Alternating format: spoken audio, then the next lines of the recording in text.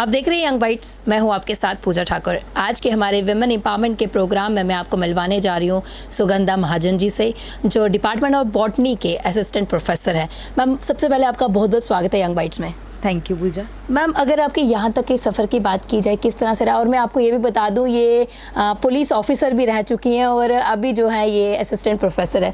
Ma'am, किस तरह से टर्निंग पॉइंट आया, मतलब कि किस तरह से ये मतलब कि चेंज आया एकदम से? हमारे पास तो कोई बात करते हैं कि एक गवर्नमेंट जॉब नहीं होती है, आपने एक गवर्नमेंट जॉब को छोड़ के दूसरी गवर्नमेंट जॉब ली। किस तरह से आपका ये सफ़र रहा? जो उसके लिए तो पहले मैं अपने पेरेंट्स और भगवान के बहुत बहुत शुक्रगुजार हूँ कि आप सच कह रही हैं कि आजकल के दौर में जब एक जॉब भी मुश्किल है और मैंने पीएससी 2 बार क्वालिफाई करके अब दूसरी जॉब में कर रही हूँ जी। तो टर्निंग पॉइंट मैं पहले भी बहुत बार इस बात का जवाब दे चुकी हूँ कि एक्चुअली जो एजुकेशन के लिए मेरा पैशन था वो बहुत शुरू से था और हमेशा से मैं चाहती थी ज्वाइन करना। बट मीनवाइल, जैसे कि आपको पता है, हमारी स्टेट में पोस्ट रेगुलर एडवर्टाइज़ नहीं होते हैं या प्रॉब्लम्स हैं। तो पहले जो पोस्ट एडवर्टाइज हुई वो केएस की थी और that was the opportunity I got and I joined it. और उसके बाद जब ट्रेनिंग कर चुकी थी, प्रोबेशन कर रही थी, तो कॉलेज का हायर एजुकेशन की पोस्ट एडवर्टाइज हुई तो लगा कि ये वही चीज़ है जो हमेशा से मुझे चाहिए थी। तो that dragged me towards it और मैं फॉर्म फिल कर लिया। और उसके बाद स्टे ऑर्डर आ गया और बड़ी देर तक मैं भी भूल गई कि शायद कभी कोई फॉर्म फिल किया था और अपनी पुलिस जॉब में बहुत बिजी हो गई। तो और कैसा एक्सपीरियंस रहा being a officer? Police job का एक्सपीरियंस जो है दैट वाज वंडरफुल, क्योंकि पुलिस ऑर्गेनाइजेशन जो है मुझे लगता है एक ऐसी ऑर्गेनाइजेशन है जो डे एंड नाइट काम करती है, सोशल वेलफेयर के लिए काम करती है, पब्लिक वेलफेयर के लिए काम करती है, लॉ एंड ऑर्डर कंट्रोल करती है, उसके बाद आपका क्राइम हैंडल करती है। तो बहुत अच्छा लगा। बड़े मल्टीपल एक्सपीरियंसेस जो हैं वो पुलिस के साथ मेरे रहे। I was working as DSP headquarter Jammu, तो बहुत बड़ा फील्ड था, काम करने का बहुत मौका मिला और पब्लिक को एक रिलीफ देने का बहुत मौका मिला, जो कि सबसे अच्छी बात थी। तो बीइंग ऑफिसर आपने अपनी जॉब को काफ़ी एंजॉय किया, लेकिन आपका जो पैशन था अपनी एजुकेशन को लेकर के, नहीं मुझे इस फील्ड में जाना ही जाना, उसको आप फॉलो करते रहे। और कहीं ना कहीं जिस तरह से आपने बताया कि एक पल के लिए आप भी बोल चुके थे कि आपने कोई फॉर्म भरा, जब आपको पता लगा कि नहीं आपकी यहाँ पे सिलेक्शन होगी, किस तरह का आपका रिएक्शन था? पहले तो सिलेक्शन का नहीं, जब 2017 में, जब रादर 2016 एंडिंग में जब वाइवा के लिए आया कि आप I have to appear for viva, जब वाइवा के लिए आई वाज शॉर्ट लिस्टेड, तो शॉर्ट लिस्ट होने के साथ आई वाज शॉक्ड कि अब आफ्टर 5 years ये डिसीजन लेना कि मैं I should appear for viva और नॉट, मेरे लिए पहले वही बहुत टफ था। फिर somehow I convinced my self कि ये वही चीज़ है जिसके लिए मैंने इतने साल वेट किया।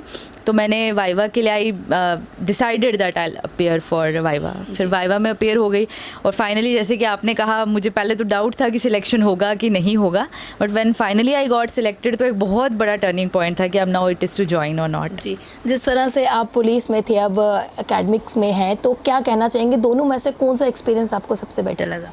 नहीं, ये मैं कंपैरिजन नहीं होता कुछ चीज़ों का लाइफ में कभी भी।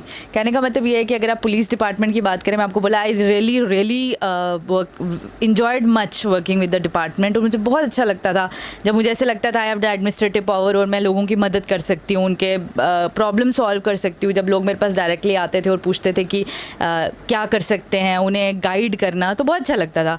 एजुकेशन की फील्ड में ये है कि आप जैसे यंग लोगों के साथ हम रहते हैं, बच्चों के साथ रहना बहुत अच्छा लगता है। जब you also work as their guides, as their mentors, तो बहुत खुशी होती है कि आप, जब हम कम्पिटिटिव एग्जाम की प्रिपरेशन करते हैं, कितना डिफिकल्ट रहता है, कितना हार्ड वर्क करना पड़ता है उस चीज़ के लिए? नहीं, डेफिनेटली बहुत हार्ड है, क्योंकि सिविल सर्विसेज एक ऐसा फील्ड है जिसमें कि आपको हर एक चीज़ की नॉलेज होना बहुत ज़रूरी है। चाहे आप करंट अफेयर की बात करें, जनरल नॉलेज की बात करें, या बाकी कुछ ऐसे सब्जेक्ट्स जो आपने कभी ज़्यादा पढ़े भी नहीं है। Since I was a science student, तो मेरे लिए बहुत ज़्यादा टफ था। जिस वक्त मैंने केएस के एग्ज़ाम की तैयारी की तो मैं उस वक्त एमफिल ज्वाइन कर चुकी थी और रिसर्च करना और उसके साथ साथ ये सब पढ़ना, दोनों चीज़ें बहुत डिफ़िकल्ट थी। फिर भी आई ट्राइड माई बेस्ट और with the god's help I got it. जी, तो किस तरह की स्ट्रैटेजी आपकी थी, किस तरह से आप प्लानिंग करते थे, किस तरह से चार्ट बनाते थे? जो भी व्यूअर्स है ना वो जानना चाहेंगे, क्योंकि जो प्रिपरेशन करे, जो एग्जाम्स की प्रिपरेशन करे, वो किस तरह से करे, क्योंकि वो कंफ्यूज रहते हैं।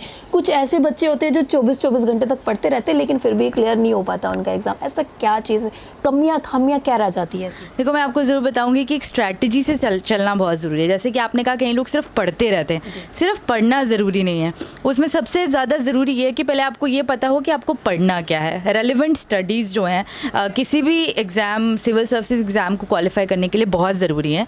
First, it's very important that you go through the syllabus.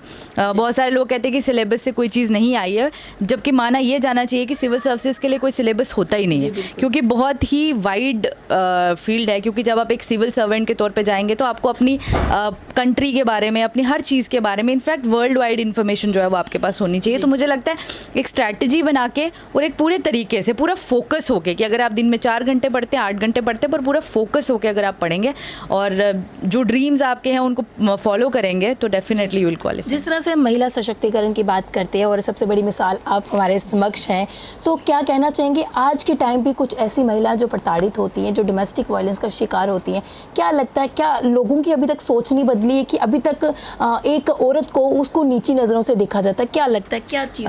बिल्कुल पूजा, क्योंकि हम ज़्यादातर जब वुमेन एम्पावरमेंट की बात करते हैं, हम ऐसी जगह पे जाके बात करते हैं जहाँ पे जो लेडीज़ हैं ऑलरेडी आज जो है एम्पावर्ड हैं। खासकर मैं वर्किंग वुमेन की बात करूँ, आप सोशली एम्पावर्ड हो, आप इकोनॉमिकली एम्पावर्ड हो, फाइनेंशियली आप एम्पावर्ड हो, तो हमें लगता है कि दुनिया बहुत बदल गई है।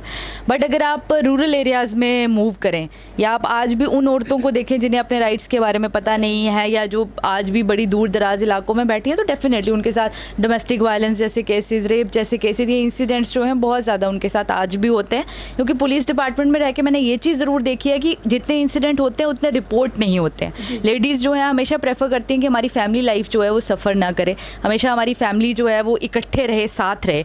उसके कारण वो बहुत बार प्रताड़ित होती भी रहती है और उनके साथ ये यातनाएं होती रहती हैं। कहीं ना कहीं इसमें अवेयरनेस की कमी है, वो अपने राइट्स को लेके अवेयर नहीं होती। बिल्कुल, मैं कहूँगी कि जो जितने भी प्रोग्राम्स हम लोग करते हैं, जो हम विद इन 4 वॉल्स करते हैं, विद इन बाउंड्रीज करते हैं, या बड़े बड़े होटल्स में बैठ के हम लोग बातें करते हैं या कॉन्फ्रेंस हॉल में बैठ के बातें करते हैं, मुझे लगता है तो हमें रूरल एरियाज़ तक मूव करना चाहिए। डोर टू डोर जो है अवेयरनेस की ज़रूरत है, ताकि लेडीज़ को पता चले कि ऐसा नहीं है, हमारी सुनवाई भी होती है। तो उनको मोटिवेट करने के लिए क्या 2 शब्द कहना चाहेंगे आप?